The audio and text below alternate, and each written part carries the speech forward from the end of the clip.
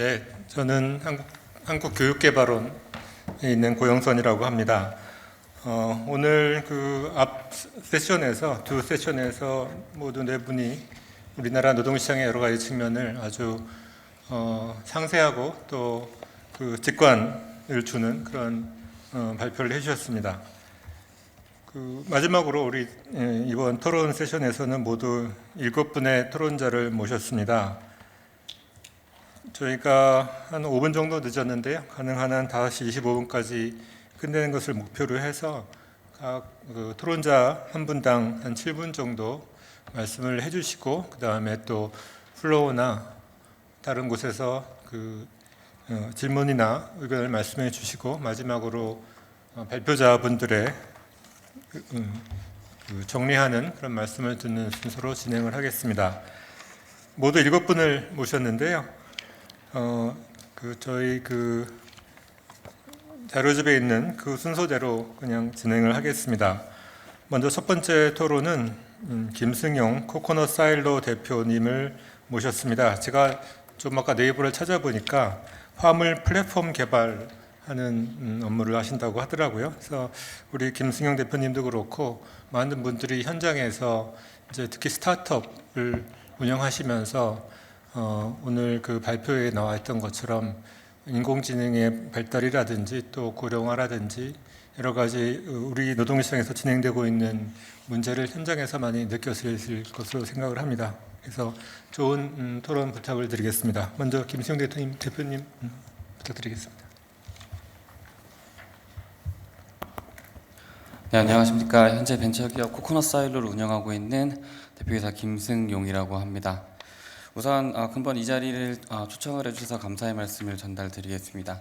현재 제 경우는 현재 한국에서 법인을 설치해서 운영을 하고 있는 벤처기업의 대표이사이자 베트남과 라오스 등 개발도상국에서 기업을 운영하고 있는 인력인데요.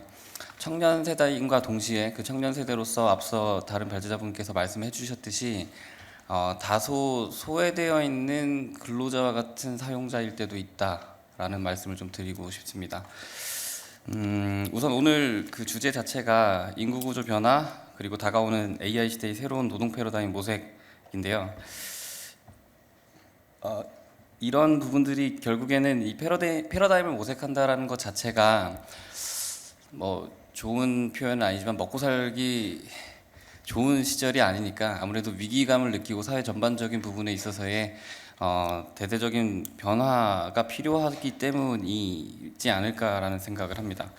다만 제가 한 가지 드리고 싶은 그런 말씀은 어떤 노동시장에 대한 개선안보다는 우리 사회가 가지고 있는 그리고 우리 각계각층이 가지고 있는 접근법에 대한 이야기를 좀 드리고 싶습니다. 앞서서 이제 발제자분들께서도 OECD에 대한 이야기 그리고 유럽연합에 대한 이야기를 많이 해주셨는데 사실 저는 그런 부분들에 대한 접근법 자체가 우리 사회가 조금 개선이 되어야 되지 않을까라는 생각을 합니다. 현재 대한민국이 처한 현실 자체는 GDP 규모로 보았을 때는 세계 10위권에 해당하는 강대국이긴 하지만 실질적으로 해외 시장에 많이 나가보면 굉장히 빠른 속도로 개발도상국 그 중에서도 신흥공업국들의 그 경제 성장이 굉장히 거센 그런 형국입니다. 실제로 저희가 타깃해서 운영을 하고 있는 베트남과 같은 그런 국가들의 경우에는 인구 구조만 이미 뭐 1억 명을 넘어선 실정이고 1인당 GDP도 굉장히 빠르게 증가하고 있는 것과 더불어서 GDP 규모도 매년 약 7에서 8%씩 성장하는 게 근 몇 년간 코비드-19 시기를 포함해서도 그러한 실정을 보이고 있으며 문화적으로도 그리고 아무래도 교육적으로 봐도 동북아시아에 있는 그런 실정들과 굉장히 비슷하기 때문에 유사한 인력들이 굉장히 빠르게 접근해오는 그런 경향들을 많이 느낍니다. 뭐 이런 제가 어려서부터도 많이 느꼈지만 뭐 인공지능이다 그리고 신기술이다 그리고 새로운 패러다임에 대한 전환이다 이런 부분들은 제가 지난 살아왔던 30년 동안 계속 느꼈던 형국인 것 같은데 드디어 깨어나는 그런 동남아시아나 신흥공업국들이 빠르게 따라오는 이러한 부분들을 우리는 배제하고 있지 않은가. 더불어서 OECD 국가 중에 우리가 G2 국가라고 하는 중국도 배제가 되어 있고 인도라든지 브라질, 인도네시아, 말레이시아, 태국, 러시아, 멕시코 이런 국가들도 굉장히 많이 배제가 되어 있고 심지어는 우리나라보다 GDP가 높은 중국, 브라질, 인도, 러시아, 멕시코가 배제가 되어 있는데 과연 우리는 미래 선진국가였던 뭐 북유럽이라든지 상당수의 유럽연합 국가 그리고 미국 그리고 일본만을 벤치마킹해서 우리가 그들을 바라보고서 인구 구조에 대한 설계라든지 노동시장에 대한 변화를 벤치마킹하는 게 과연 옳을 것인가라는 생각이 듭니다. 다시 말해서 이런 인구 구조 변화, 다가오는 AI 시대의 새로운 노동 패러다임 모색이라는 것 자체가 굉장한 격변을 이야기하고 있음에도 불구하고 우리가 바라보는 실정은 이미 격변이 아닌 안정적인 생태계에서 성장을 한 국가를 벤치마킹하는 모습은 어폐가 있다.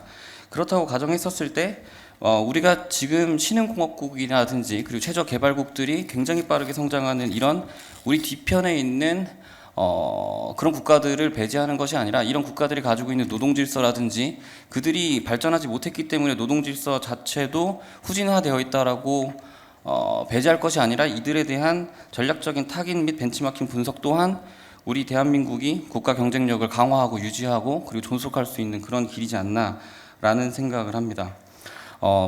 토론자 본인이 베트남과 라오스 그리고 많은 그런 개발도상국을 다니면서 느꼈을 때는 우리 대한민국의 국민들이 굉장히 우수하지만 노동시장에 대한 유연화는 다소 떨어지는 그런 국가적인 형태가 존재한다. 그랬을 때 불법이든 비법이든 간에 해외 시장에서는 굉장히 빠른 속도로 그 형태를 갖춰가고 있는 노동 질서에 대한 정착화를 고려했을 때 우리 대한민국이 가지고 있는 이런 노동 시장에 대한 유연화라든지 개발도상국에 대한 벤치마킹은 조금 필요하지 않을까라는 개인적인 제언을 드립니다. 감사합니다. 감사합니다. 개도국에 대해서 좀 더 관심을 갖고 지켜볼 필요였다는 말씀을 주신 것 같습니다. 다음으로는 김영훈 대학내일 대표님 말씀을 듣겠습니다.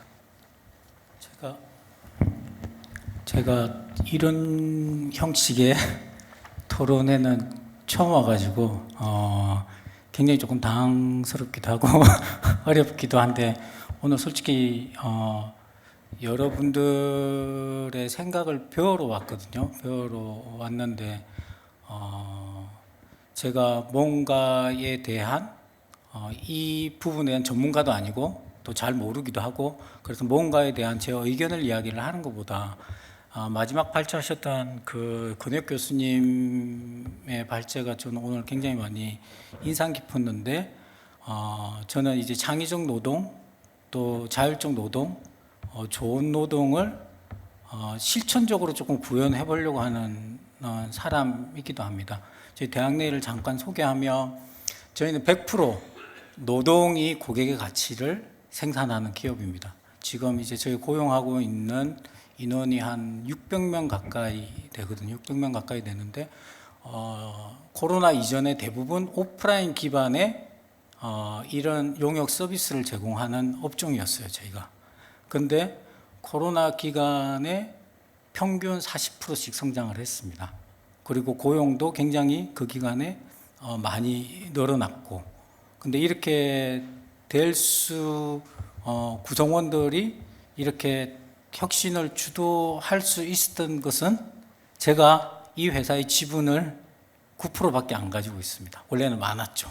그런데 구성원이 89%를 가지고 있습니다. 그리고 평균 배당을 한 15%씩 이렇게 하고 있거든요. 이렇게 해서 실제적으로 지금의 우리가 현재 말하는 이런 담론으로 좋은 노동을 만들 수 있을까?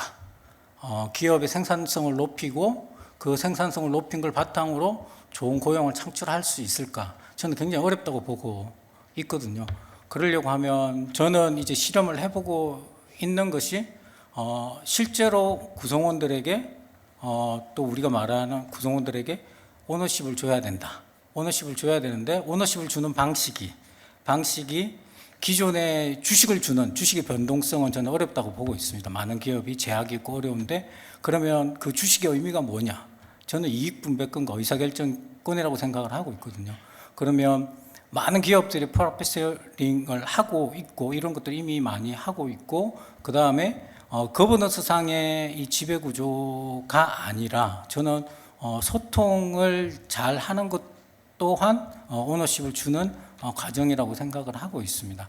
그래서 구성원이 가능한 한 회사 구성원이 주식을 갖게 하면 제일 좋겠지만 그게 어려울 때는 프로핏 쉐어링을 하는데 플러스만 할 게 아니라 마이너스도 할 수 있으면 저는 굉장히 좋다고 보고 있거든요. 근데 그러려고 하면 기업이 또 경영자 또한 변하지 않으며 구성원들한테 플러스 마이너스 생산성을 다 같이 감내하자. 이거는 도저히 불가능하다고 저는 보고 있거든요. 그래서 어쨌든 그 오너십을 주는 거는 이익 분배권과 의사결정에 참여하는 것, 정보를 공유할 수 있는 권리를 많이 주는 방식의 변화가 있어야 되지 않을까 이렇게 생각을 하고 있고 그것을 구현하려고 지금도 조금 노력을 하고 있습니다. 그래서 저희가 생산성만 높아진 게 아니라 여러분들도 아실지 모르겠는데 이제 블라인드에서 일하기 좋은 기업 탑10에 저희가 3번을 들었어요. 탑10에 3번을 들고 작년에는 구글 코리아 위에 저희가 탑2에 들기도 했거든요. 그러니까 생산성도 높은데 일하기도 좋아. 이러는 기업이 한국 사회에 많아져야 되는데 그러려고 하면 지금의 패러다임 중에 벗어나야 될 게 저는 사람은 이기심도 있고 이타심도 있다고 보고 있거든요. 그래서 이기심을 강조한 시스템이 훌륭하다, 이타심을 강조한 시스템이 훌륭하다, 이 양극단의 논리를 가지고는 새로운 차원이나 새로운 좋은 노동 환경을 구성하기는 저는 어렵다고 보고 있습니다. 그 양면을 실행할 수 있는 차원에서의 모든 논의나 고민이나 이런 것들이 진행되어야만 우리가 전 세계에서 가장 역동적인 조직 문화와 그것이 이제 기업의 비즈니스 혁신과 효율로 이어지고 그게 다시금 일자리를 확대하는 쪽으로 연결되지 않을까. 그래서 지금의 논의나 이러는 것들이 이 범주 이상을 뛰어넘는 논의들을 조금 하면 좋지 않을까. 이런 생각을 실천가의 입장에서 저는 이론가가 아니니까 실천가의 입장에서 잠시 의견을 드려보고 있습니다. 감사합니다. 네, 감사합니다. 그럼 일단 다음 그 토론자로 오케스트로 상무님, 박의규 상무님께 말씀을 부탁드리겠습니다. 네, 안녕하세요. 오케스트로의 박의규입니다. 여기 주제에 AI가 있어서 제가 여기 참석을 한 것 같습니다. 저는 그 오케스트로 인공지능 연구소 연구소장으로 있고요. 인공지능 분야에서 한 10년 이상 업무를 보고 있습니다. 그래서 제가 이제 공공이나 이런 쪽에 AI 사업을 했을 때 그 AI 기술을 적용했을 때 그러니까 좀 뭔가 하지 말아야 되는 또는 이제 어떤 이제 용어를 써야 되는 것 중에 하나가 있는데 그 AI를 만들었을 때 인력을 대체한다 이런 부분들이 굉장히 저항감이 있었습니까? AI가 사람을 대체하는 거에 대해서 그래서 AI가 뭔가 사람을 대체하는 거로 가면 이제 고용 시장이 좀 불안정해지는 거죠. 나중에는 다 AI가 사람을 대체하기 때문에 그래서 그런 부분들이 좀 저항이 있었습니다. 그래서 AI는 항상 사람을 좀 도와주는 형태. 근데 AI가 많은 그 업무나 이런 부분에 도움을 많이 주게 되는 어떤 시대가 됐고요. 그래서 그런 AI 부분들에 대해서 저희가 생각을 해봤을 때 AI를 저희가 봤을 때는 뭐 자동화 또는 인공지능 그래서 뭔가 사람 대신 업무를 하고 이런 부분들로 많이 접근을 합니다. 근데 제가 이제 요즘 이제 드는 것들은 AI 자체가 어떤 그 지식을 갖는 게 아니라 AI는 어떤 모델 또는 어떤 사람 어떤 뭐 사회 또는 어떤 프로세스에 대해서 자동화 또는 그 특징을 발굴해내서 그것이 동작하는 것을 뭔가 모델화하는 겁니다. 그러니까 그 어떤 지식을 뭐 스스로 알아내는 것이 아니라 어떤 특정 사람 또는 특정 시스템의 특징을 모델링해서 그것을 흉내내서 동작을 하는 게 AI라고 저는 생각을 합니다. 그래서 제가 생각하는 그 AI가 지금 이제 노동시장 이런 부분에서 좀 바뀌는 거는 뭔가 나를 서포트해주는 어떤 노동자들을 서포트해주는 그러한 도구로서 이제 활용되는 부분으로 갈 거라고 생각을 하고요. 그래서 최근에 이제 챗GPT 같은 경우가 사람들이 많이 활용을 하죠. 어떤 업무, 내가 모르는 거에 대해서 질문을 하고 답변을 얻고 뭔가 문서를 작성해 주는 것을 도움을 받고 여러 가지로 활용을 하고 있습니다. AI는 그런 역할을 하게 될 것 같습니다. 그래서 뭐냐면 내가 뭔가 하는 데 있어서 아까 전에 말씀하신 반복적이고 굉장히 단순한 작업들은 뭔가 AI한테 시키고 나는 좀 더 창의적이고 뭔가 자율적인 그런 업무들 그런 부분들로 좀 더 사람만이 할 수 있는 그런 업무의 영역으로 갈 것 같습니다. 그래서 제가 생각했을 때 AI는 결국 저희가 AI를 활용하는 데 있어서 뭔가 나의 도움이 될 수 있는 부분들로 좀 가야 될 것 같고요. 특히 제가 생각하는 것들은 뭐 일단 그 고령화 사회에서 많은 이제 그 고령 노동자들에 대한 어떤 인력 또는 고용에 대한 부분들에 있을 때 그런 굉장히 고령층에 계신 분들의 노하우는 굉장히 크다고 생각을 합니다. 그분들이 10년, 20년, 30년에 쌓아온 축적된 지식 같은 것들은 유지가 돼야 되는데 그런 부분들이 대체할 수 있는 부분들이 없습니다. 그래서 제가 생각했을 때 그런 그 노동자들 또는 고용에서 어떤 그 업무에 굉장히 축적된 노하우들을 어떻게 하면 AI 또는 그런 부분들이 AI를 통해서 그런 분들을 조금 모델링하고 그런 지식을 공유할 수 있는 책이 이러한 부분들이 좀 필요하다고 생각을 하고요. 그래서 제가 생각하는 좀 의견을 드린다라고 하면 그런 지식들을 조금 더 공유할 수 있는 체계 그런 부분들이 현재 그 챗GPT나 이런 그 생성형 AI들이 그런 기반을 만들어 놨습니다. 그런 기반 하에 굉장히 노하우나 이런 부분들을 조금 공유할 수 있는 체계를 주면 그 굉장히 그 연륜이 있으신 그런 분들의 어떤 상담 같은 것들을 좀 자동으로 받는 그렇게 해서 새롭게 시작하는 어떤 벤처나 스타트업들이 도움을 받을 수 있는 체계의 어떤 그런 부분들이 좀 가능할 수 있을 거라고 생각을 하고요. 그래서 AI는 약간 도움을 주는 그리고 또한 저도 이제 업무를 하다 보면은 굉장히 제가 가지고 있는 지식들을 좀 보관하고 뭔가 체계적으로 관리하는 체계가 필요한데 그런 부분들로서 좀 정리할 수 있는 그런 부분이라고 생각을 합니다. 그래서 저희가 이런 그 AI를 제가 생각하는 AI는 어떤 노동자와 AI가 협업하는 그래서 최근에 뭐 MS 코파일럿이라든지 이런 협업할 수 있는 체계들도 나와 있는 거죠. 그래서 AI와 인간이 경쟁하는 것들이 아니라 뭔가 협업하는 체계 그러한 어떤 업무 환경 이런 부분들이 좀 제공이 돼야 될 것 같다고 생각을 하고요.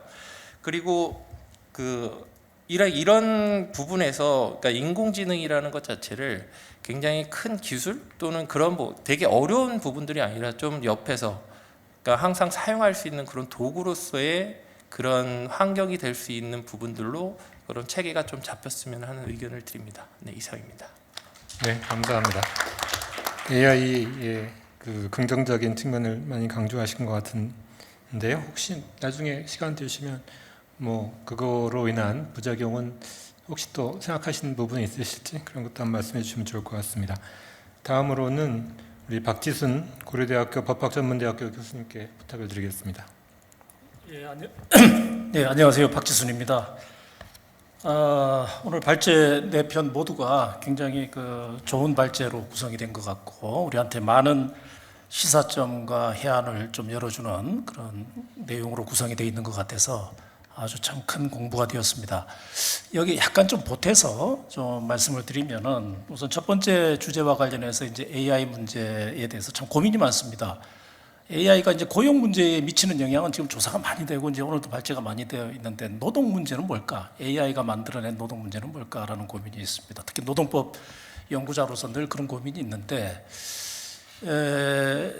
아까 이제 협업도 말씀하시고 좋지만 경우에 따라서는 갈등 구조가 결국 노동 분쟁을 발생시킬 텐데 보통 우리가 이제 탄소 중립으로 인한 산업 구조 전환이 있다면 디지털 전환으로 인한 구조 전환, 일자리, 고용, 노동 전환 문제는 뭘까? 일정 기간 동안 이게 이제 대체가 이루어지겠죠. 일정 기간 동안 대체가 이루어질 텐데 그게 일정 시점으로 환원해서 보면 우리 이제 노동법학자들이 볼 땐 정리해고 이슈가 나올 거예요, 그죠? 그러면 이 경우에 이제 정리해고 요건을 어떻게 적용할 것이냐라는 이슈는 고민이 어떻게 되고 있는지 한번 봐야 될 것 같고 이게 과연 여기도 정의로운 전환이 이루어질 수 있느냐 하는 문제가 제기되지 않겠냐 하는 그런 고민이 있습니다.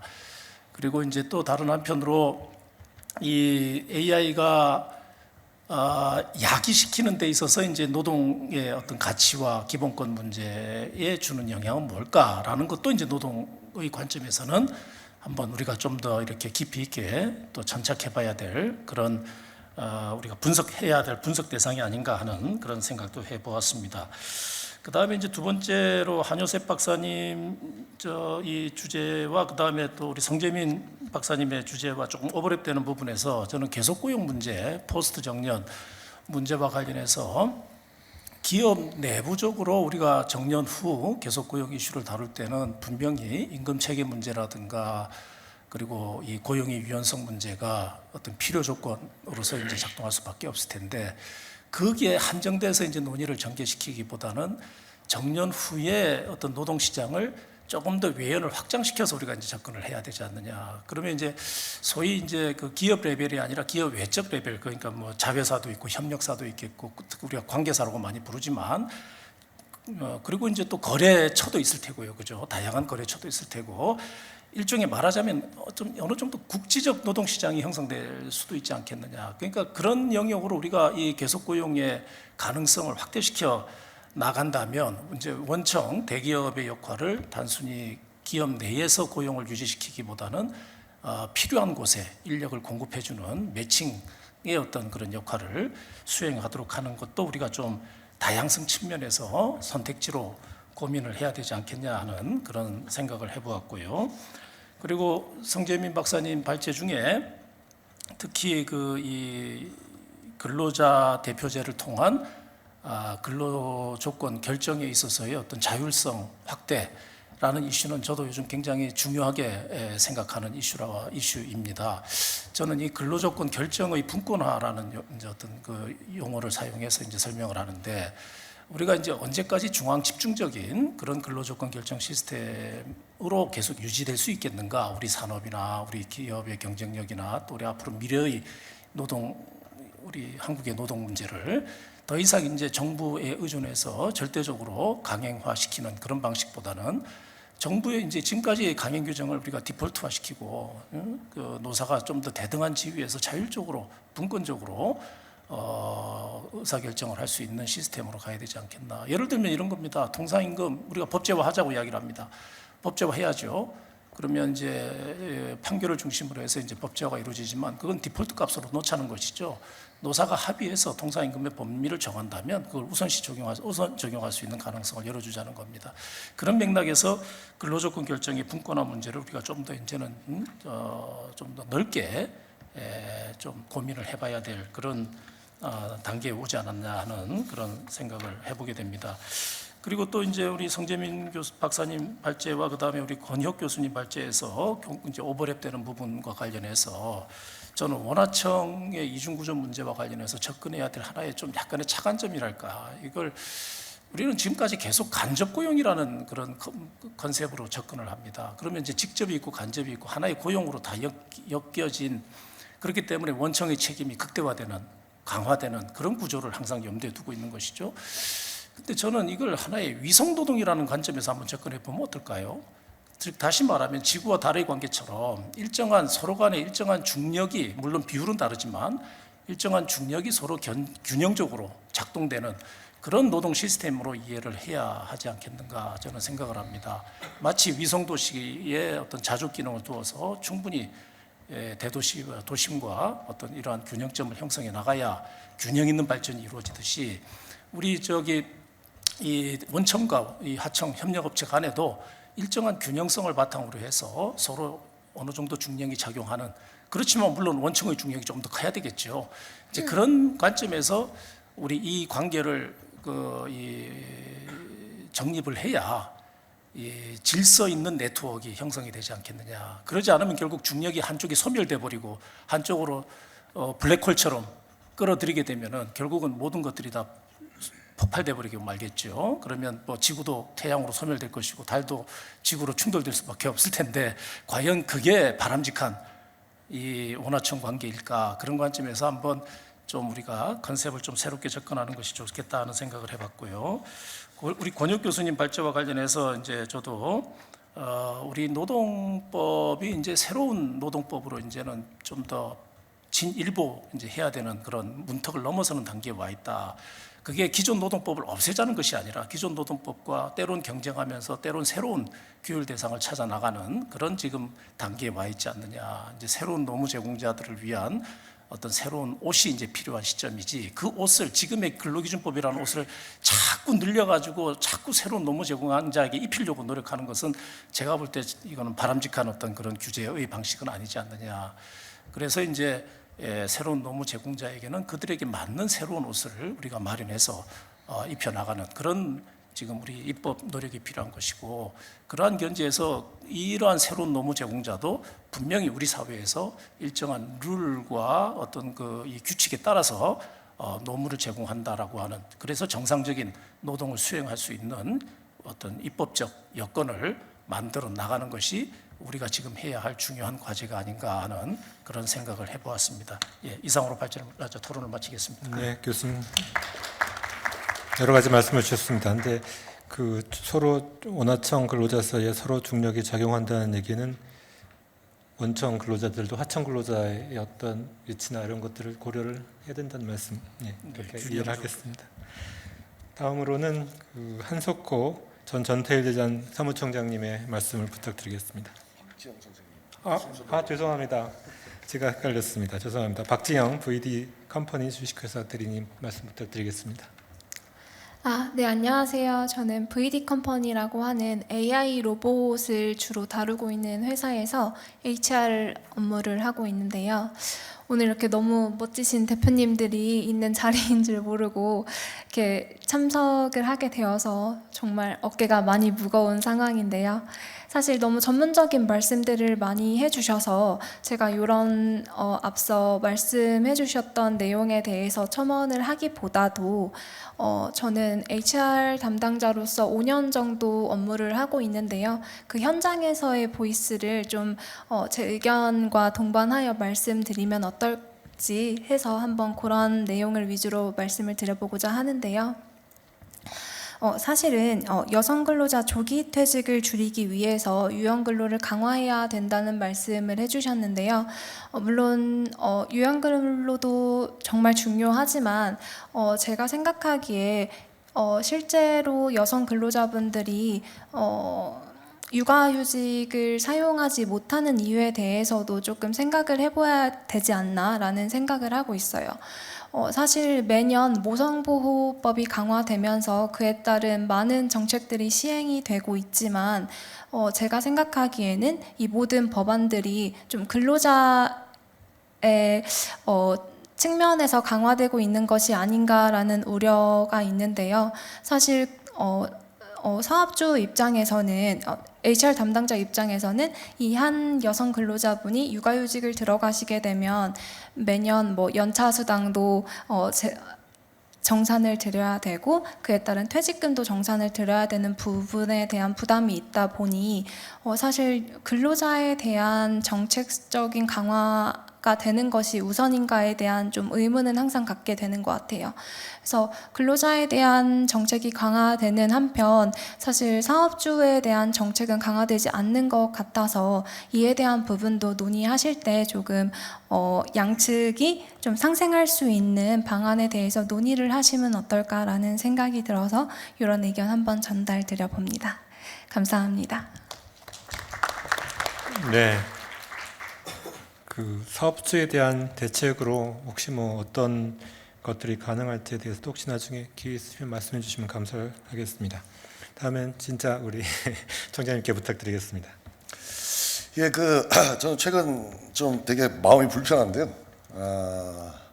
어떤 점이 불편하냐면은 1억 2천만 원 평균 연소득이 1억 2천만 원인데 그 부족하다고 파업을 하는 이 모습을 보면서 불편하고, 여기에 또 얹혀져서 모 사업장에서 임금 인상분과 연말 성과급과 이것저것 다 합쳐가지고 평균 5천만 원 추가로 소득을 올리게 됐다라고 하는 이거를 보면서 되게 불편했습니다. 3만 불 시대 대한민국이고,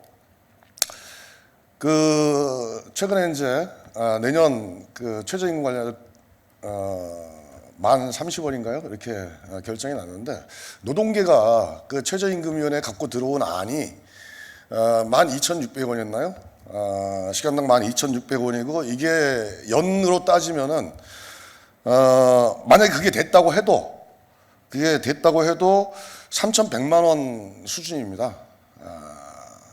최저임금이 노동계가 요구하는 수준조차도 3,100만 원 수준인데 1억 2천만 원이 부족하다고 파업을 하고 또 추가로 받아가는 이게 5천만 원 평균.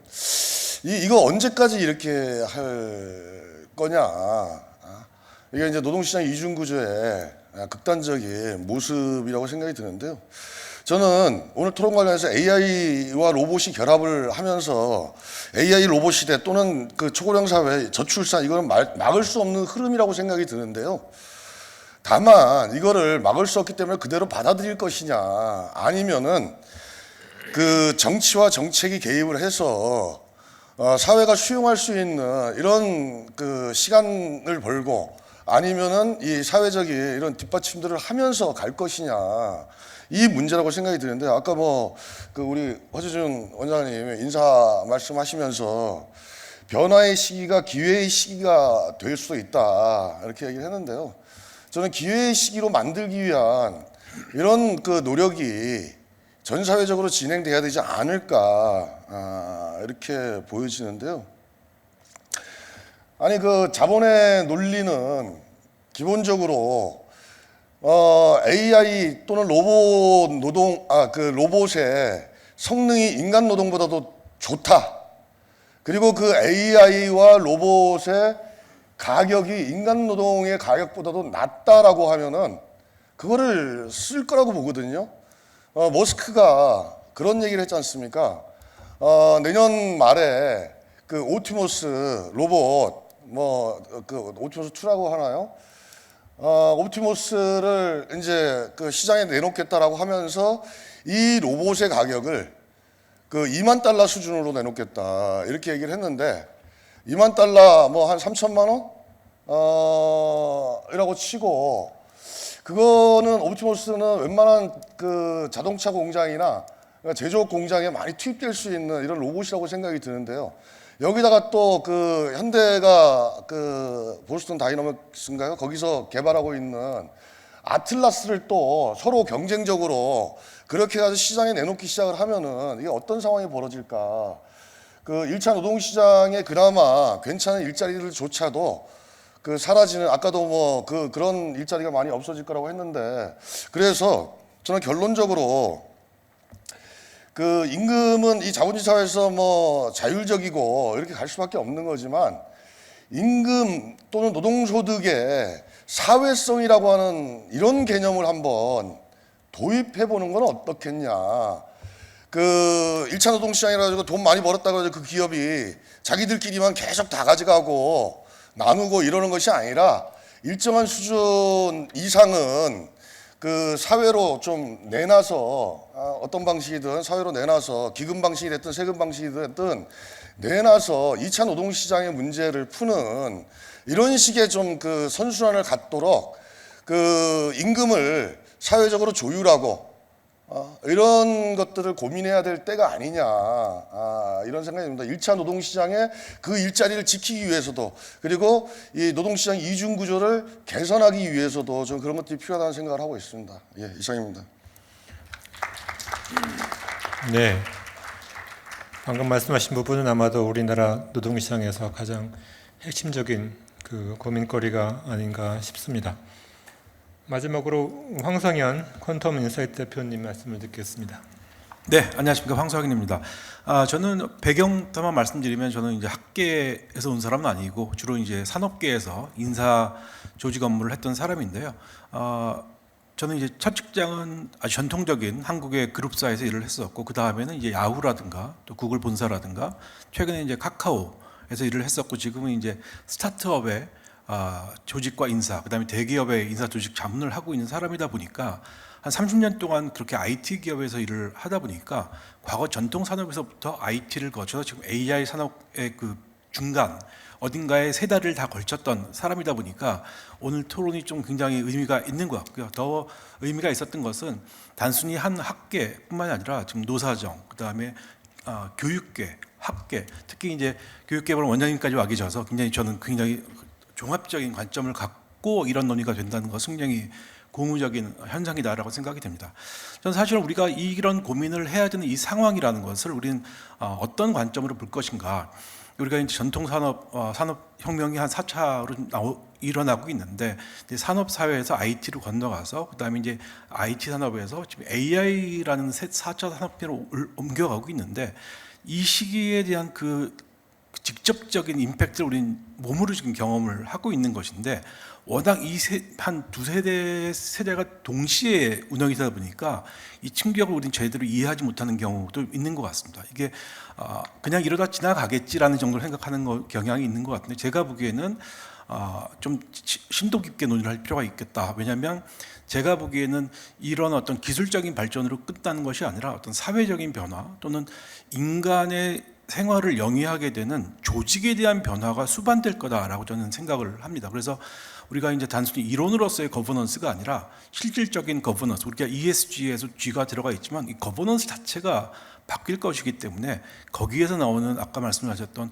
고용주와 또 근로자 또는 정치 이 여러 가지 사업자 스테이크홀더들의 관계가 엄청나게 흔들리게 될 거다. 우리는 그 중간에 지금 어디에 와 있다라는 생각이 들기 때문에 말씀드린 것처럼 이 여러 사회에 있는 스테이크홀더들이 종합적인 관점을 갖는 것이 굉장히 중요하겠다. 특히나 저는 아주 굉장히 좀 의미 있었던 것은 두 분의 이제 법학자들께서 단순히 책에 나오는 얘기가 아니라 미래 사회에 대한 변화에 대한 생각을 말씀하시고 법에 대한 변화, 좀 더 프로액티브한 변화가 필요하다는 말씀을 하신 것도 굉장히 의미가 있었다고 생각을 합니다.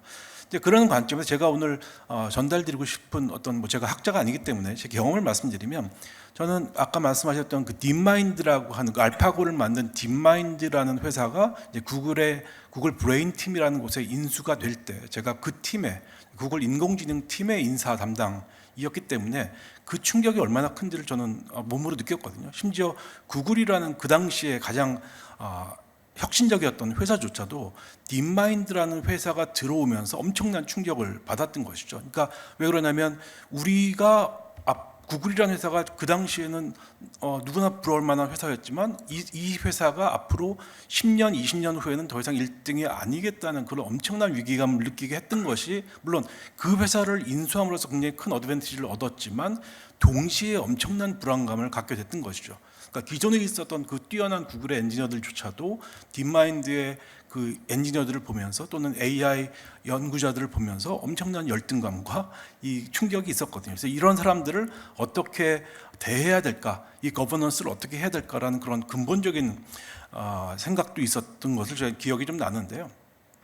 그러니까 구글 같은 경우에는 특히나 앞으로 30년 후의 미래 세상이 어떻게 펼쳐질 것인가라는 것을 예견하고 거기에 맞춰서 딥마인드 같은 회사도 인수를 하고 거기에 맞는 일하는 방식 이런 것들을 최적화했기 때문에 지금 그나마 좀 뒤처지지 않고 경쟁자들과 어깨를 나란히 하고 있다고 생각되는데 저는 그런 관점이 단순히 기업뿐만이 아니라 어떤 사회 전반적인 관점에서 우리가 좀 논의가 돼야 된다라는 그런 생각을 합니다. 그래서 우리가 이제 큰 레슨이라는 것은 과거 전통적인 사회에서 IT로 옮겨갈 때 우리가 조금 늦었다면 그거는 쫓아갈 수가 있었지만 더 이상 우리는 이제 논의만 해서는 안 되는 상황이 됐다. 왜냐하면 이 속도 자체가 과거보다 100배, 1000배 이상 빠르게 나타나고 있고 그렇게 변할 거기 때문에 굉장히 빠른 논의와 함께 액션이 필요한 그런 상황이다라고 저는 생각이 듭니다.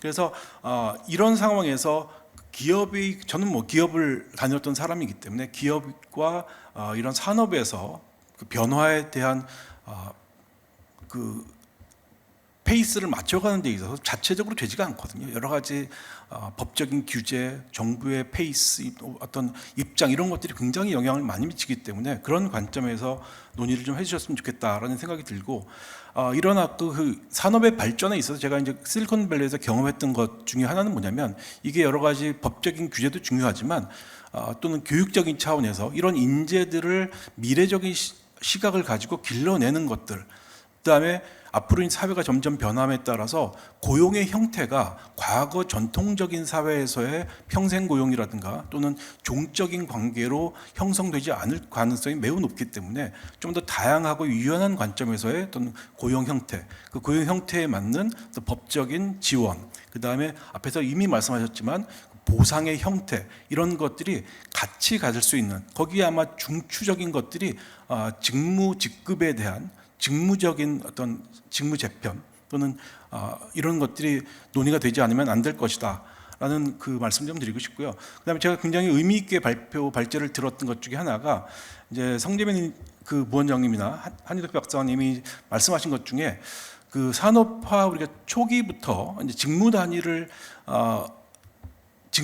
어떤 조직을 만들고 그 대신에 그 고용 형태가 at-will contract로 고용의 영속성을 보장하기보다는 어떤 필요에 의해서 계약을 하는 이런 형태로 우리가 대비해서 봤을 때 우리는 과거 전통 사회에서는 고용의 안정성을 보장해 주는 것이 절대선인 것처럼 생각을 했지만 지금 와서 IT 시대나 AI 시대에서 보니까 그 효과성이 매우 떨어진다는 걸 오히려 데이터로 확인을 해주신 것 같아요. 그래서 그런 서구 사회들이 그런 계약에 의한 관계라든가 또는 직무에 대한 조직을 운영하는 것이 실질적으로 생산성 향상에 도움이 되고 오히려 사람들의 미래 향해 일하는 형태에 도움이 됐다라는 것들을 오늘 연구 결과를 볼 수 있어서 굉장히 의미가 있었다고 생각합니다. 그래서 저는 몇 가지 실리콘밸리에서 제가 얻었던 시사점을 얘기한다 그러면 가장 첫 번째로 근로나 노동 형태의 유연함이 굉장히 중요하고 앞으로는 더욱 그렇게 될 것이고 서구화의 그런 갭이 메워지는 시기가 점점 빨라지고 있다라는 생각이 들고요. 또 한 가지는 직종에 따른 유연한 노동 그다음에 근로관계법이 필요하겠다. 예를 들어서 지금 대표적인 예로 52시간 근무 근로제라고 보게 되면 서구 같은 경우에는 그거를 일률적으로 52시간제로 하지 않고 난 이그잼트와 이그잼트라는 그 가장 큰 두 가지 직종으로 분류를 해서 그 난 이그잼트라고 하는 또는 난 이그잼트라는 그 약간 육체 노동을 하는 사람들도 훨씬 더 높은 총액 임금을 받아갈 수 있도록 제도적으로 열어주고 정부가 해야 되는 일은 클래시피케이션이라고 해서 어떤 직종의 일이 이그잼트고 어떤 직종의 일이 난 이그잼트를 명확하게 구분해주고 그거를 위반하는 사례를 아주 엄벌을 하는 이런 차원으로 정부는 최소한의 규제 쪽으로 가는 것이 아까 연구원님들 또는 박사님들 발표에도 온라인 돼 있다라고 저는 생각이 들고요. 그다음에 시간제 근로 환경 같은 그런 유연한 제도가 국가의 지금 가장 큰 과제인 저출산 대책에도 영향을 줄 수 있다고 생각이 되고요. 또 한 가지는 비정규직에 대한 인식 자체가 달라져야 될 거고 우리가 이제 보통 긱 워커라고 하는 이런 사람들의 출현이 훨씬 더 많아지고 대규모화 될 텐데 이 사람들에 대한 인식 개선, 그 다음에 근로 환경의 개선이 뒷받침되어져야 할 거다. 그 다음에 마지막 발표에서도 말씀 주셨지만 시간의 양에 근거한 그런 노동 시간 또는 보상 여기에 대한 혁신적인 변화가 이미 늦었지만 지금이라도 다시 한번 강조가 되어지는 그런 기업 내에서의 노력과 제도적인 측면이 같이 보완이 되어야 될 거다. 그 다음에 마지막으로 그 거버넌스 얘기를 아까 잠깐 말씀드렸지만 우리가 아직까지 그 흐름으로 보지 못하고 있는 것 중에 하나가 이제 DAO라고 하는 Decentralized Autonomous Organization이라는 것이 급부상하고 있습니다.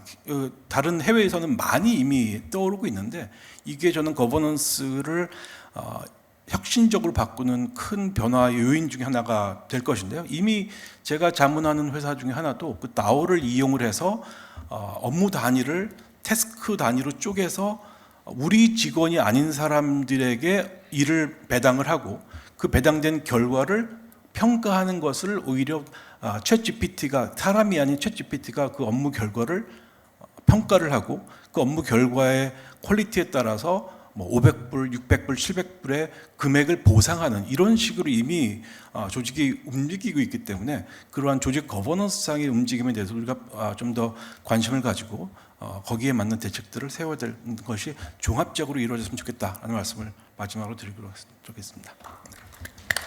네, 감사합니다. 우리 토론자께서 짧게 토론을 해주신 덕분에 시간이 굉장히 많이 남았습니다. 한 30분 정도 남았는데요. 제가 일단 지금까지 그 발제와 토론을 제 관점에서 간단하게 한번 정리를 해봤습니다.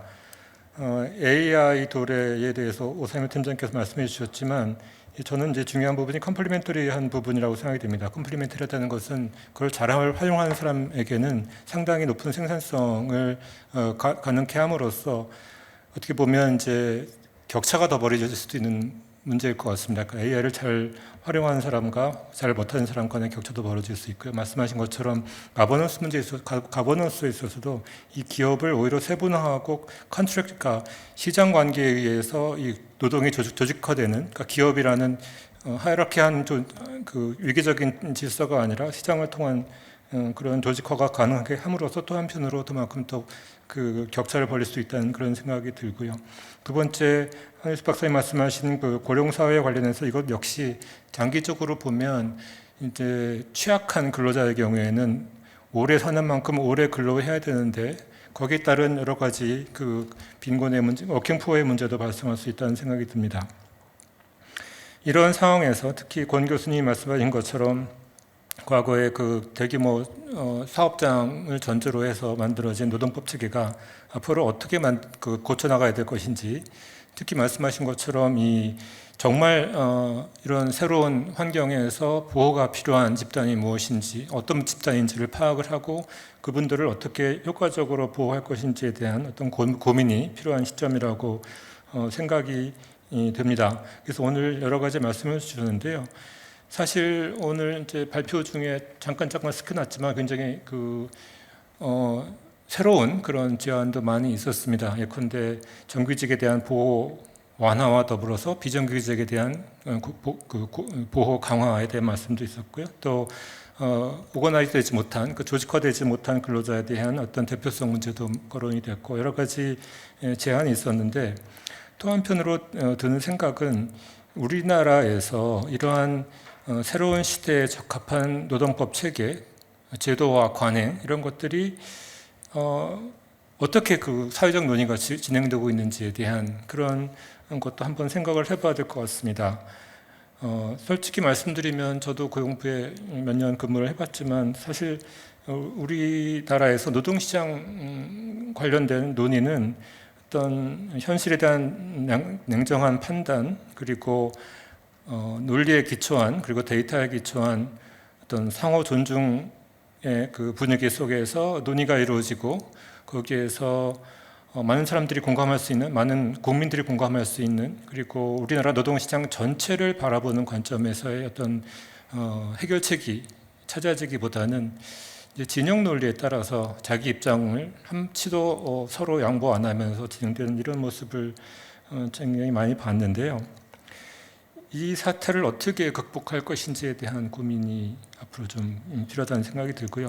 또 마지막으로 우리 한석조 총장님께서 말씀하신 것처럼 이 사회적 관점에서의 어떤 아주 굉장히 거시적인 관점에서의 이 입장을 서로 조율해 나가는 그런 것이 필요할 것 같습니다. 예컨대 이제 스웨덴, 제가 알고 있는 짤막한 지식으로 말씀을 드리면 지금은 안 그럴지 모르겠지만 최초의 스웨덴의 노조를 보면 전국적 단위의 단일 노조로서 그분들 같은 경우에는 일부 노동시장의 일부 어떤 집단이 아니라 자영업자나 실업자나 아니면 청년들이나 여성들이나 취약근로자를까지 감안한 그 노동시장 전체 모든 근로자와 잠재적 근로자를 포함했을 때 가장 바람직한 이런 제도나 관행이 무엇인지에 대해서 고민을 하고, 그런 고민의 일부로서 또 연대임금도 추진을 한 거죠. 그러니까 연대임금이란 건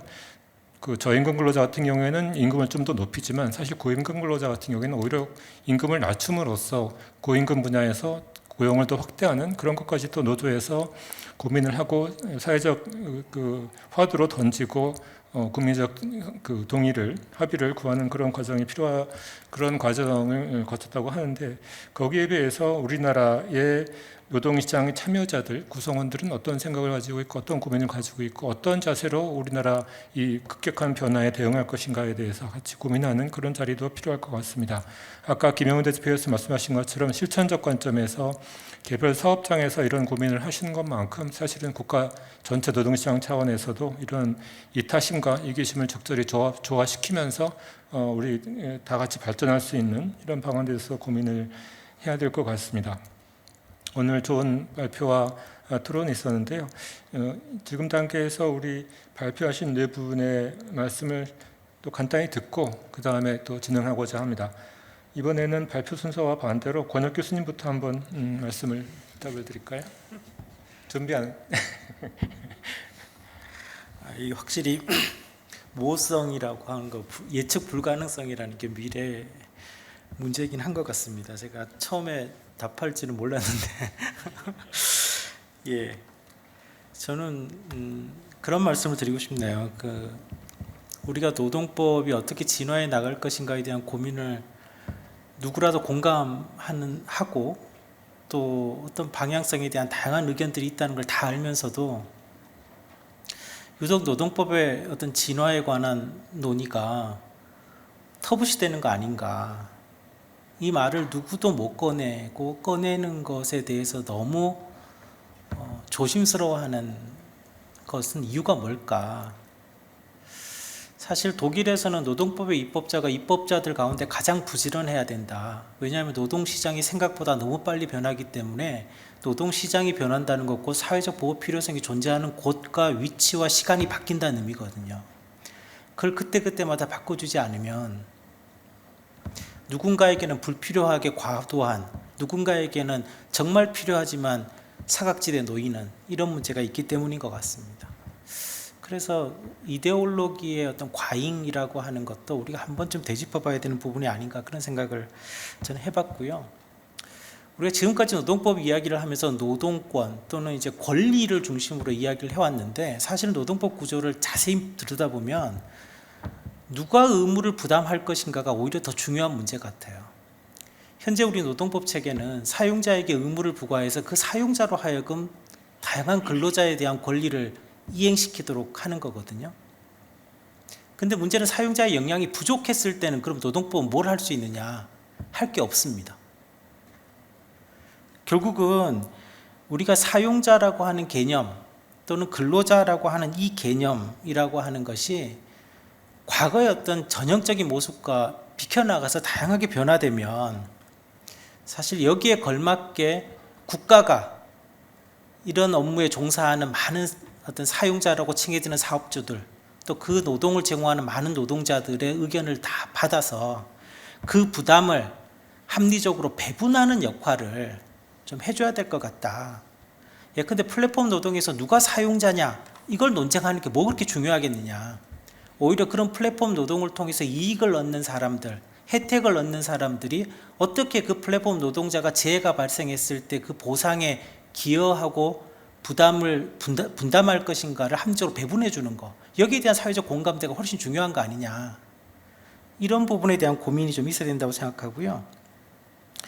아까 이제 제가 아침에 오면서 보니까 AI가 주식 예측도 가능한 AI가 조만간 나올 거다 이렇게 했는데 제가 문득 생각이 그럼 모든 국민들이 다 부자가 되는 건가 이런 생각도 좀 해봤는데요.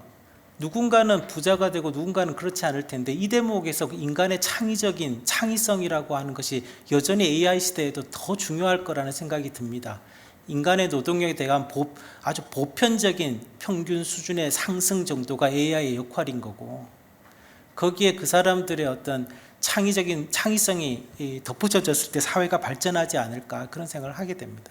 마지막으로 기존의 노동법에서 제일 중요한 게 임금 근로시간 해고였는데요. 저는 미래노동법제에서는 임금 없는 노동법, 근로시간 없는 노동법 또는 정규직이냐 비정규직이냐 구별 없는 노동법을 우리가 고민할 때가 됐을 거다. 성과, 생산성을 고려한다고 하면 이미 그건 임금이 아니거든요. 그리고 자율적인 노동을 지향하는 한 이미 근로시간의 개념, 현재 우리 근로시간의 개념은 적어도 아닙니다. 그런 점에서 노동법을 어떻게 잘 수정하고 보완할 것인가라기 그것도 중요하겠지만 이제 한번 노동법의 틀을 바꿀 때가 됐다. 이걸 우리가 서서히 준비해야 될 시점이 됐고 여기에 대한 사회적 공감을 모아야 되는 시점이 된 거 아닌가 그런 말씀을 드리고 싶습니다. 이상입니다. 감사합니다. 다음에 우리 송재민 부원장님 부탁드리겠습니다. 크고 중요한 얘기 이제 다른 발표자님들께서 해주실 것 같아서 저는 그냥 한 가지만 말씀드리고 싶습니다.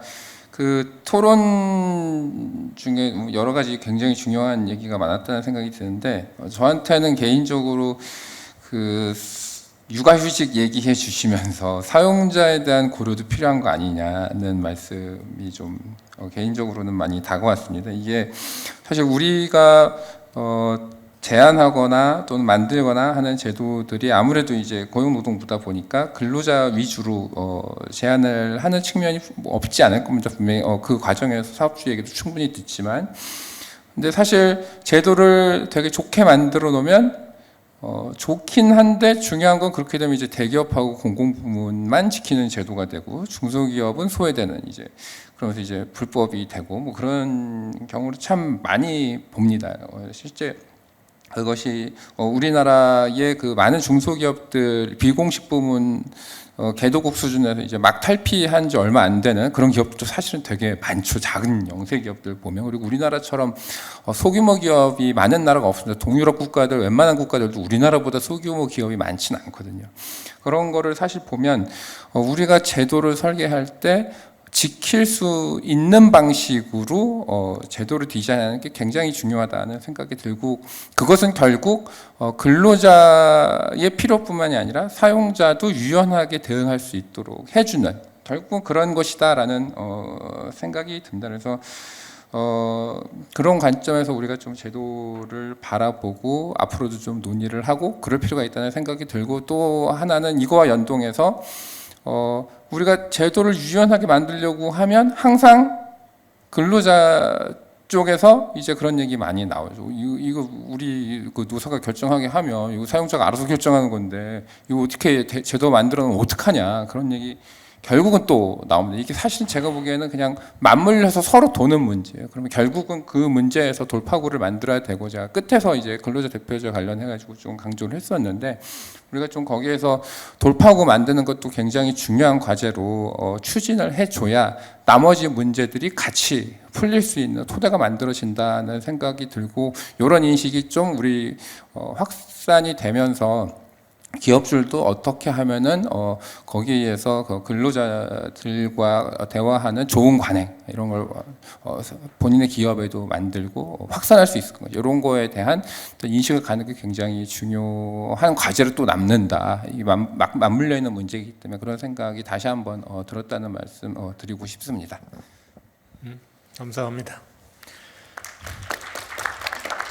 다음엔 한효셉 연구위원님께 부탁드리겠습니다. 네, 그 다른 발제자들께서 하신 발표나 또 각 토론들을 들으면서 굉장히 많은 부분들을 저도 업데이트하고 생각할 수 있는 계기가 되었고요.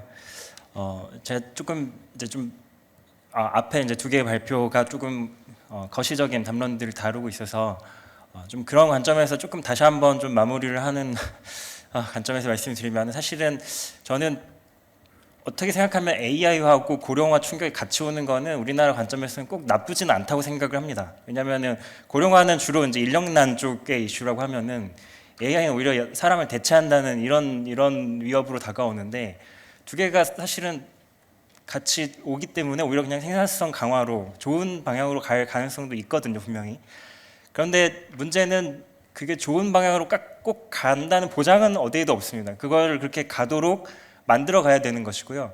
다만 현재 주어진 어떤 제도적인 틀이라든지 사회적 관행의 관점에서 보면은 꼭 좋은 방향으로 갈 것 같지는 않다는 것이 좀 안타까운 점이고, 그거를 바꿔가기 위해서는 먼저 좀 그런 사회적인 좀 유연성이 좀 확보가 돼야 된다는 것이 여러 가지 드는 생각입니다. 그 중에 하나는 아까 큰 줄기에서는 그 임금 설정 같은 경우는 각 기업 단위에서 우리나라 같은 경우는 대부분 임금이 결정이 되고 있는데, 이것이 물론 좋은 기업에 다니면은 좋겠죠. 근데 그렇지 않은 사람들 같은 경우는 이것이 불리하게 계속 작용을 하게 되는데, 이 부분을 좀 넘는 좀 사회적 연대라든지 이제 이런 방식의 임금 좀 구조도 필요하고요. 물론 그것이 너무 경직적으로, 유럽 국가들 같은 경우는 너무 또 그 사회적 차원에서 임금 결정되니까 너무 경직성이 세서 또 그걸 완화하는 거가 굉장히 또 어려운 주제로 남아 있는데,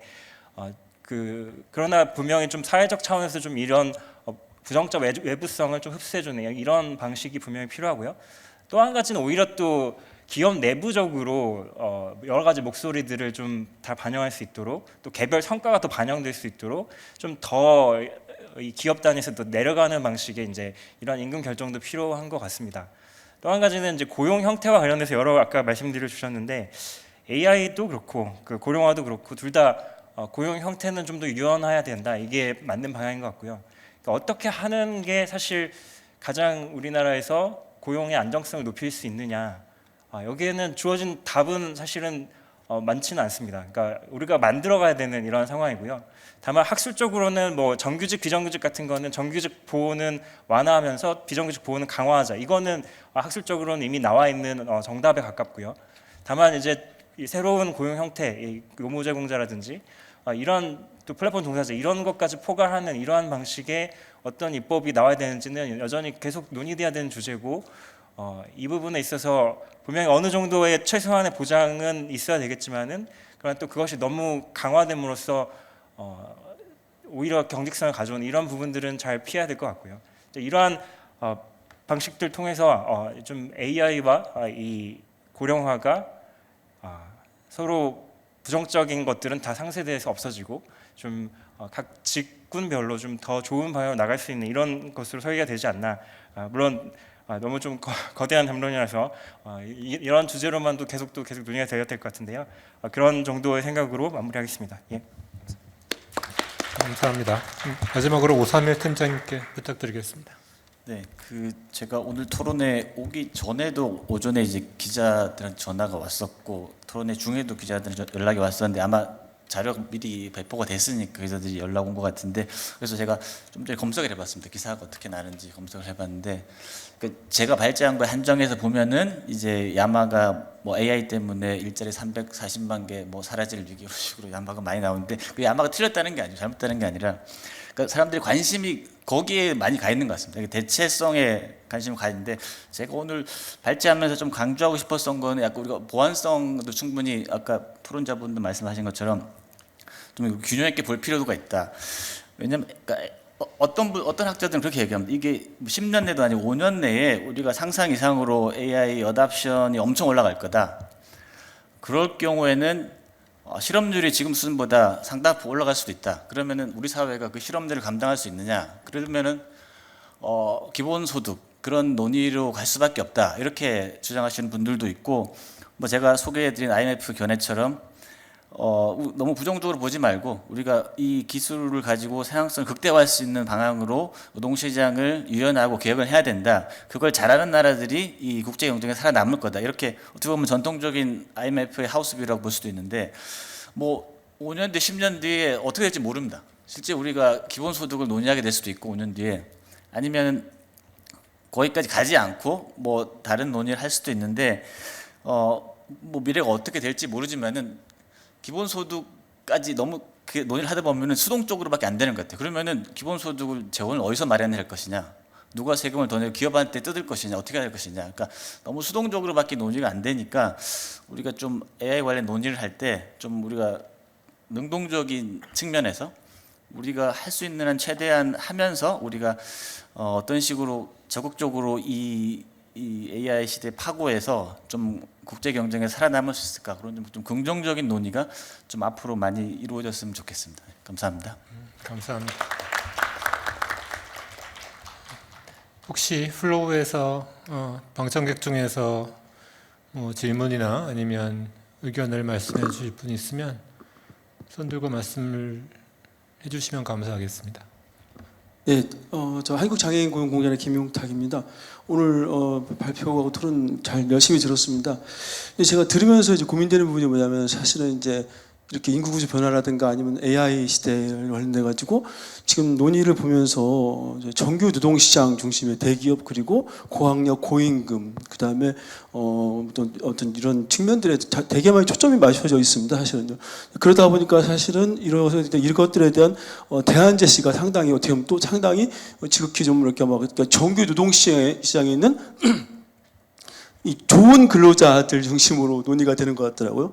근데 그렇게 본다면 사실은 이런 과정 속에서 인구구조 변화 속에 고령자라든가 또 이 중요한 건 뭐냐면 여기서도 이분들이 또 빈곤이라는 문제가 겹쳐져 있고 아까 여성에 대해서 말씀할 때 사실은 여성들이 유연근로제를 선택하지 못하는 이유가 과연 그것이 그냥 진짜 제도적인 문제냐 아니면 임금이 낮기 때문에 유연근로를 선택하지 못하는 것이냐 이런 어떤 반대급부적인 논의도 많이 있을 수 있다고 보거든요. 제가 그렇게 본다면 과연 앞으로 인구구조 변화 속에서 이런 지금 논의가 되지 않는 부분들 소위 말하는 사회 취약계층들이라든가 이런 부분들의 어떤 그런 노동시장 현황은 어떻게 될 것이고 또 그들에 대한 어떤 노동의 어떤 패러다임은 어떻게 변화될 것인가 사실 이런 논의가 좀 약간 배제되지 않았나. 물론 이제 아까 이제 그 교수님께서 뭐 저임금 노동자라든가 아니면 자영업자 뭐 1인 미만 사업자 이런 말씀을 해주셨는데 이제 그런 논의에 앞서가지고 오히려 이렇게 앞에 우리가 익히 알고 있는 정규 노동자들 그런 사람들이 아닌 비정규 노동자들 또는 더 나 취약계층인 분들은 과연 이 상황에서 어떻게 대처해 나갈 수 있을 것인가 그들에게는 무슨 도움이 필요할 것인가 그들은 또 어떤 양태를 보일 것인가 이런 점이 좀 더 많이 좀 됐으면 좋겠고 그런 의견을 좀 듣고 싶습니다. 네, 감사합니다.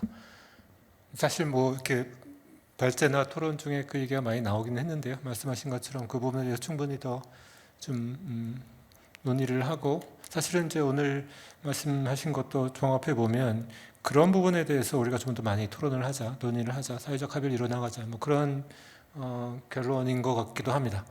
또 예. 예. 저 서주관 발제자들의 의견하고 발표 내용을 아주 잘 들었습니다.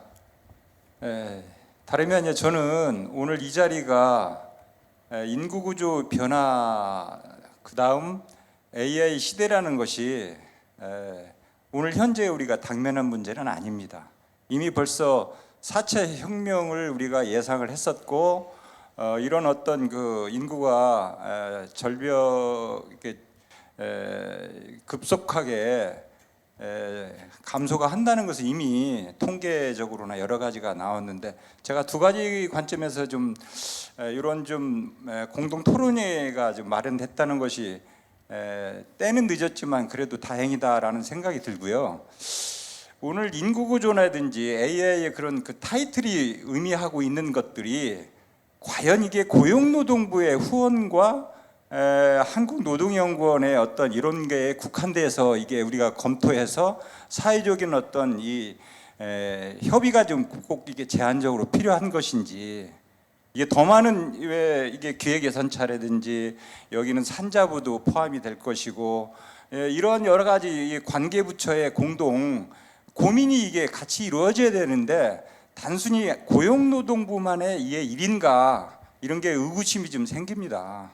왜냐하면 이런 사회적인 합의를 이런 어떤 공동 토론회를 통해서 이렇게 이루어지려면 여러 부처가 합심해도 이게 부족한 상황인데 과연 이게 고용노동부만의 어떤 후원과 주체가 주관이 이렇게 이루어져야 되는 건지 굉장히 그런 부분에서 굉장히 아쉬움이 일단 앞섭니다. 그래서 정책인의 제도가 인구 구조의 급격한 변화, AI라는 것이 과연 이게 우리가 지금 오늘날에 이렇게 당면한 문제는 아니었거든요. 이미 벌써 벌어진 일이고 예상을 했었던 일이기 때문에 굉장히 그런 부분에서 아쉬움이 있고요.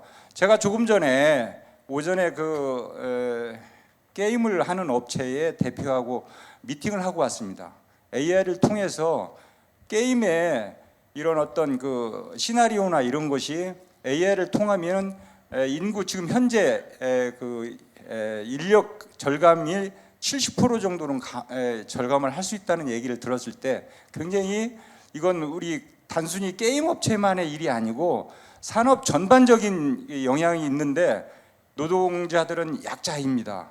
그러나 이런 약자를 과연 단순히 오늘 이런 어떤 좀 시작이자 이제 출발점이라고 생각하는데 그런 점에서 정책을 입안하고 제도를 정착하기 위해서는 여러 부서, 관련된 부서, 그다음에 사회적인 어떤 그런 이 좀 여론을 이렇게 좀 형성해 가려면 그런 것들이 같이 이루어져야 되지 않느냐.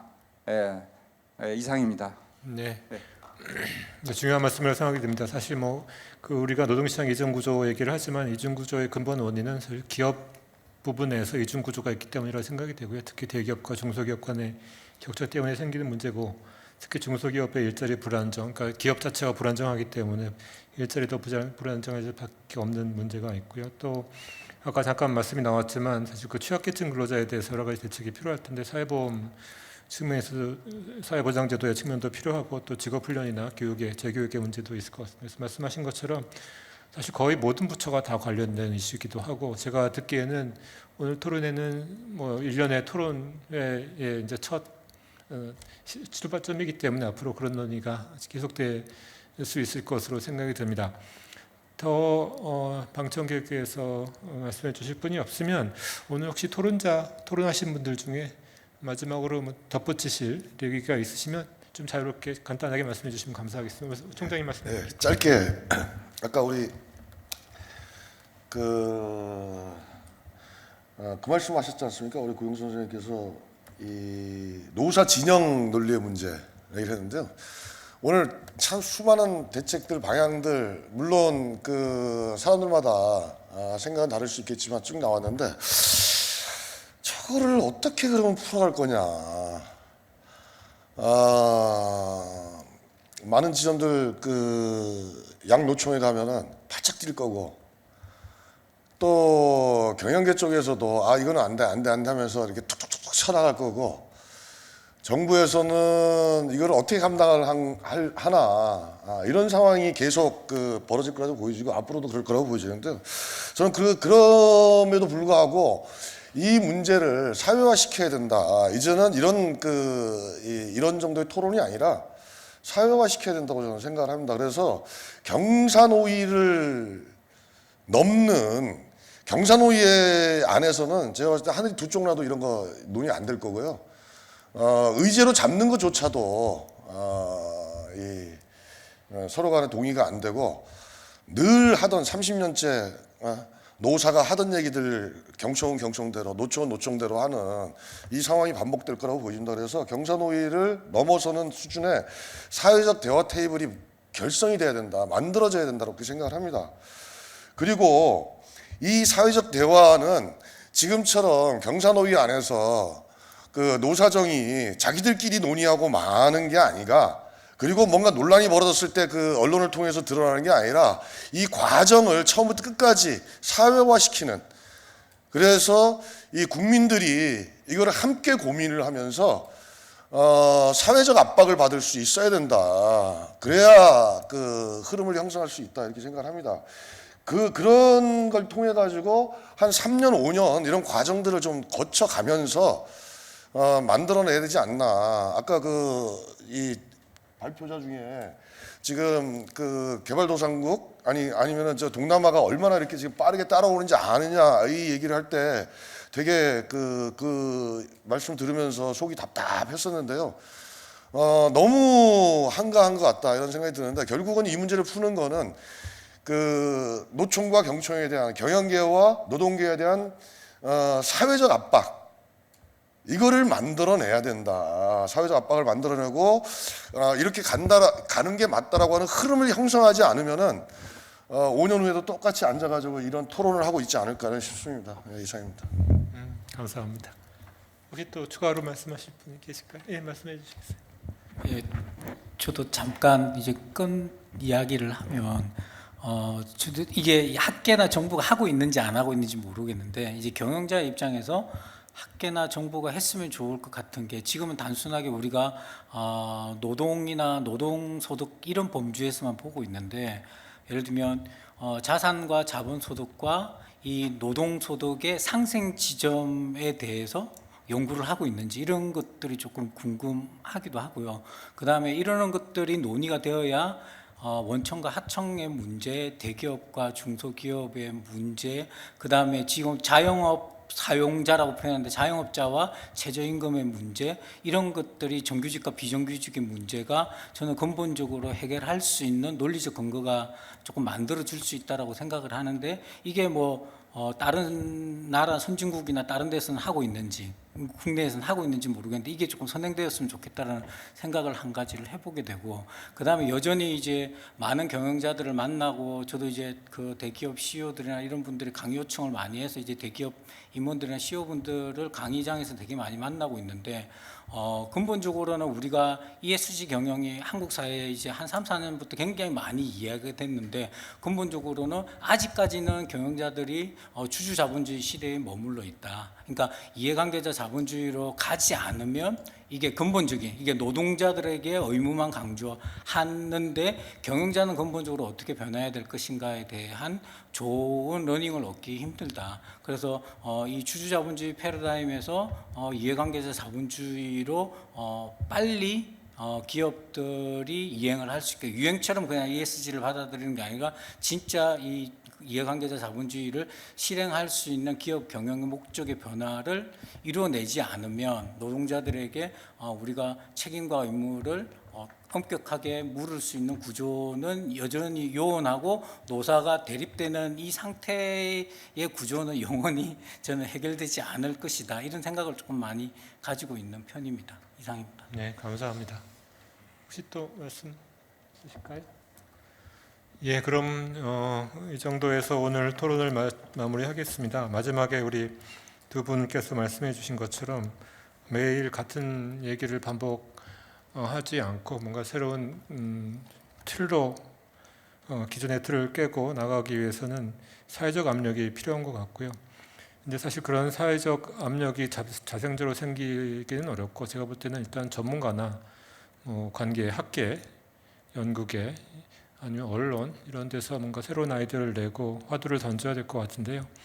제가 보니까 이 노동계는 특히 노동시장 쪽은 뭔가 새로운 얘기를 하고 이게 튀는 얘기를 하기 굉장히 어려운 곳이더라고요. 잘못하면 이제 정을 맞게 되니까요. 그래가지고 그런 의미에서 더욱 오늘 발제를 해주신 네 분께 감사드리고요. 또 7부의 토론자들께서도 또 이렇게 현장에서 생각하신 여러 가지 것들과 더불어서 또 어떻게 보면 좀 과감할 수 있는 부분에 대해서 솔직하게 말씀해 주신 것에 대해서 감사를 드립니다.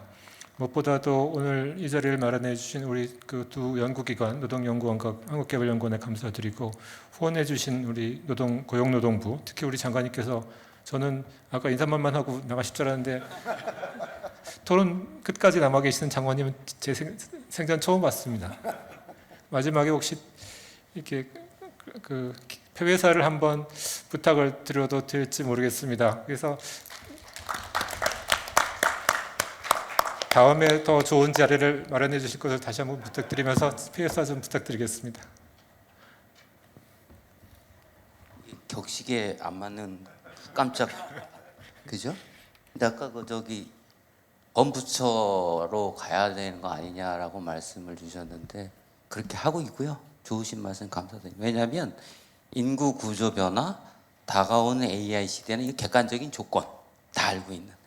그래서 저출생 대책도 그런 조건에서 범부처로 한 거고, 여기 핵심이 노동 패러다임이니까 고용노동부가 여기 경제하고 노동 이 핵심이잖아요. 그러니까 저희가 하는 것도 우리 사회자 말씀처럼 산업 노동의 상생 연대의 지속 가능한 생태계 를 만든다. 그게 노동개혁인데, 오늘 박지영 대리님은 기업 지원에 관한 말씀을 하신 거거든. 왜 중소기업이나 이런 데 있는 여성들이 육아휴직을 못 쓸까? 저희 지원 대책 다 만들고 있고요. 오늘 너무도 감동스러운 게 우리 권혁 교수님이 아예 글로벌 하게 아마 우리가 리딩 노동법 만들 것 같은데, 창의와 자율. 정말 그 지향하는. 근데 우리 실천적으로는 저는 오늘 김영훈 대표님 말씀에 엄청 공감을 합니다. 제가 노동운동을 했던 입장에서 보면 주주자본주의 이게 사실 우리한테 맞나 싶긴 한데, 의견이 다르 있지만 주식시장이 이렇게 변동되는 상황에서 이 회사를 내 회사처럼 생각을 하면서 열심히 할 수 있는 방법이 뭘까? 참여거든. 성과 참여, 의사결정 참여. 그런 말씀하셨는데, 이런 것들을 다 담아서 한석호 총장 말씀처럼 이제 연대의 생태로 가야 되는데 변화에 저항하거나 변화에 뒤지면 변화를 강요당하는데 최저임금 결정 방식도 바꿀 때가 됐다라고 오늘 저 언론에 많이 나잖아요.